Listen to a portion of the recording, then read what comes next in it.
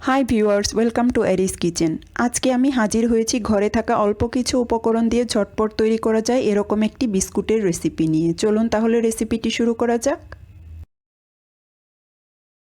এর জন্য একটি বলে নিয়ে নিচ্ছি 1 কাপ সুজি, 1/4 কাপ আটা, 1/3 কাপ পাউডার চিনি, মিষ্টির পরিমাণটা পছন্দ অনুযায়ী বাড়িয়ে দিতে পারেন, 1 টেবিল চামচ সাদা তিল, হাফ চা চামচ এলাচের গুঁড়া, 1/4 কাপ গলানো বাটার।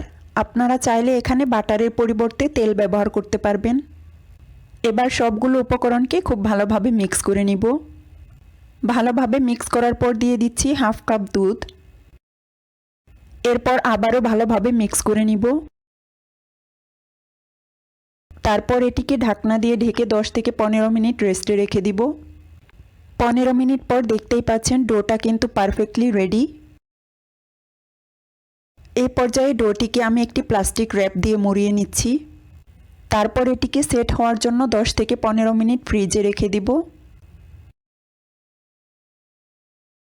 15 মিনিট পর ফ্রিজ থেকে বের করে ডোটিকে মোটা এবং লম্বা করে বেলে নেব।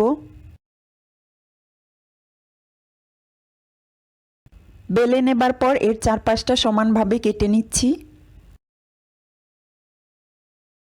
আমি এখানে লম্বা চারকোনা শেপে কেটে নিচ্ছি। আপনারা চাইলে আপনাদের পছন্দ অনুযায়ী শেপে কেটে নিতে পারেন।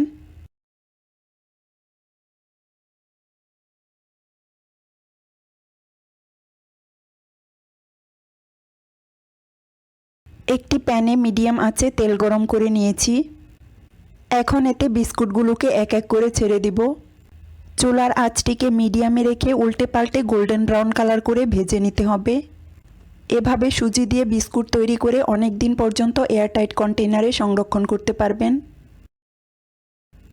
আশা করছি রেসিপিটি আপনাদের কাছে ভালো লাগবে। আবার দেখা হবে অন্য কোনো রেসিপি নিয়ে। সবাই অনেক বেশি ভালো থাকবেন। আল্লাহ হাফেজ।